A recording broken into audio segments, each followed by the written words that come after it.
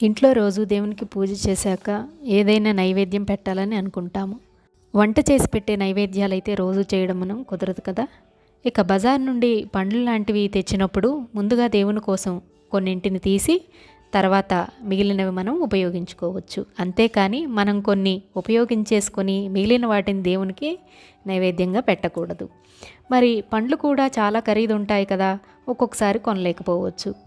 మరి కొన్ని పదార్థాలకైతే కొన్ని రోజులు నిల్వ చేసిన దోషం అనేది తగులుతుంది. అలాంటివి మనం నైవేద్యంగా పెట్టకూడదు. మరి ఏం పెట్టాలి అని అంటే, నిల్వ చేసిన దోషం లేనిది, అలాగే అంటు దోషాలు లాంటివి కూడా తగలనిది బెల్లం. దీన్నే మనం రోజు ఒక చిన్న ముక్క చక్కగా దేవునికి నైవేద్యంగా పెట్టుకోవచ్చు. ఒక హాఫ్ కిలో కానీ తెచ్చుకున్నాం అనుకోండి, మనకు నెల రోజులు ఎక్కువగా వస్తుంది. రోజు దీన్నే మనం దేవునికి నైవేద్యంగా పెట్టవచ్చు. ఎటువంటి దోషాలు ఉండవు. ఇక మనకి ఎటువంటి భయాలు ఉండవు.